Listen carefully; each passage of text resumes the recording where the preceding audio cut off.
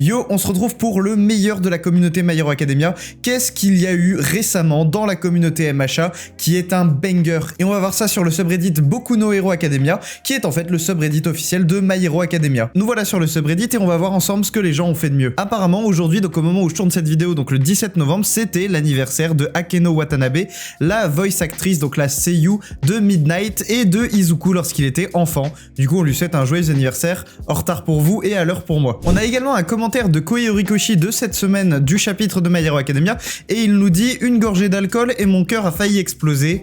Je suis tellement faible, l'alcool c'est vraiment effrayant. Donc voilà, maintenant on sait que Kohei Horikoshi ne tient pas l'alcool.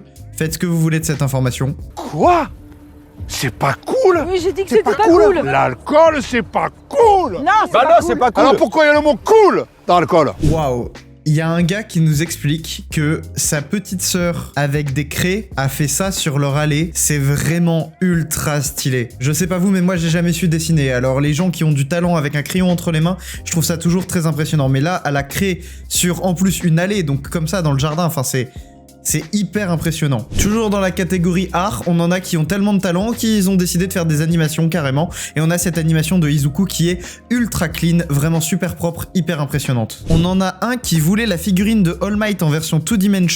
Et comme il l'avait pas, il a repeint une de ses figurines pour en faire une 2D. J'ai envie de vous dire, chaque problème a ses solutions et visiblement sa solution ça a été de peindre lui-même sa figurine. Je suis limite choqué du talent des gens, genre tu leur donnes un crayon et ils font 10 000 fois plus de trucs que moi, genre vraiment je suis pas capable de faire ne serait-ce qu'un millième de ce taf. Ça aussi, il faut que j'en parle. Je vois ça avec beaucoup d'animés. Les gens qui prennent des animés récents et qui en font un style années 90, donc comme si c'était un animé sorti dans les années 90, et ça rend juste trop bien. Ici, c'est du coup la scène où on a Jiro qui fait le concert devant Yue et qui chante, et vraiment, c'est juste incroyable, genre vraiment c'est trop bien fait. Celle-là elle est pas mal. Choisir un nom d'utilisateur quand t'es au collège versus choisir un nom d'utilisateur quand t'es un adulte. On va pas se mentir, on a tous un pseudo honteux qu'on a choisi quand on était jeune.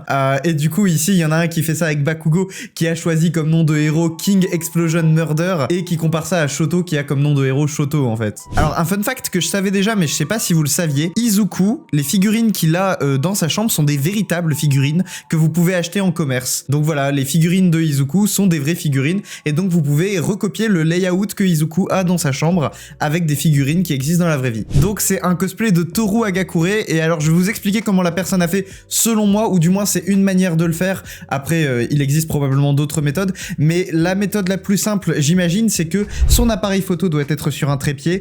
Elle a pris une photo avant de prendre sa photo avec le cosplay et donc une deuxième photo avec le cosplay et après on ouvre Photoshop, on superpose les deux et il suffit d'effacer les parties de son corps et ça va laisser passer du coup ce qu'il y avait derrière, donc le décor. Donc voilà, ça permet de faire ça à partir de deux photos en fait, de mélanger deux photos pour garder uniquement la partie costume.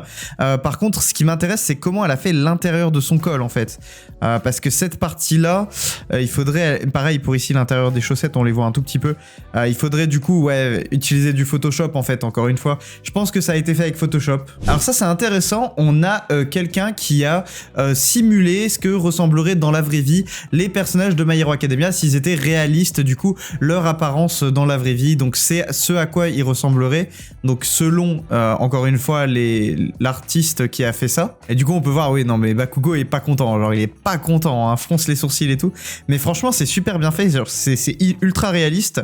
Et on croirait vraiment voir des vraies personnes, hein. C'est vraiment, l'anatomie est respectée, c'est vraiment hyper bien fait. Bon les gars, j'arrête tout, on a trouvé la plus grande théorie de tout My Hero Academia. En fait, Mineta est le boss du Big Three.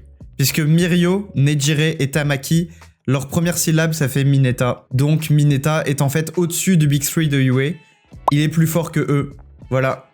Théorie confirmée, hein, théorie confirmée. Alors ça, c'est vraiment trop drôle. C'est un magnet Mirio que tu peux attacher sur n'importe quelle surface. Et donc là, visiblement, c'est cette personne qui a créé lui-même le magnet. Et donc ici, il a mis trash right, du coup, les poubelles, hein, puisque c'est quand Mirio était apparu, quand Izuku était parti jeter les poubelles. Et du coup, il a collé ça sur sa poubelle et ça rend juste trop bien. Et son chat, visiblement, est très curieux de voir ce que c'est que cette photo. Mais ça rend vraiment trop bien, genre c'est hyper intelligent. Je sais pas comment les gens font pour être aussi créatifs. Alors là, par contre, le respect le plus total. Un cosplay Spider-Man Izuku. Et il est juste trop bien fait, il rend juste trop bien. Le cosplayer qui a fait ça est juste trop fort. Franchement, c'est hyper impressionnant. Les couleurs sont super intéressantes, elles sont vraiment respectées. Enfin, on reconnaît vraiment le mélange entre Izuku et Spider-Man. C'est juste trop bien fait, il est juste trop stylé son cosplay. Ah bah du coup, le gars qui a fait le cosplay Spider-Man a posté la version complète, donc je vous la mets également. Et on peut voir vraiment que c'est allé jusque dans le détail, les chaussures rouges et tout, qui font penser à celles d'Izuku, hein, ces bottes rouges, enfin c'est Jordan du coup. Enfin c'est vraiment super bien fait, et il a le côté un peu Miles Morales avec un sweat à capuche, enfin une veste à capuche pour le coup, qui vient par-dessus, qui fait penser un peu à Miles Morales, et donc on voit ça avec des couleurs qui font penser à Izuku, qui sont littéralement celles d'Izuku, hein, ça se voit jusque dans les manches et tout, on a le détail des gants d'Izuku, donc vraiment ici c'est un mash-up complet entre les deux costumes, et je sais pas comment il a fait, mais en tout cas ça rend super bien.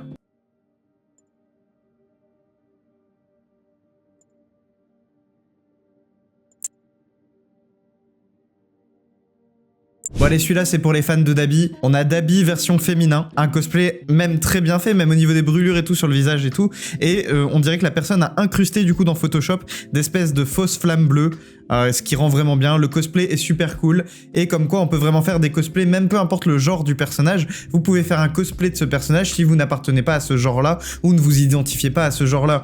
Et du coup c'est hyper intéressant de voir comment la personne a réussi à adapter son personnage préféré qui est Dabi en cosplay pour elle. Ça c'est trop mignon. On a une femme qui a reproduit la fameuse scène Watashi ga Kita de du coup Izuku qui arrive dans la pièce avec sa mère qui fait semblant d'avoir besoin d'aide.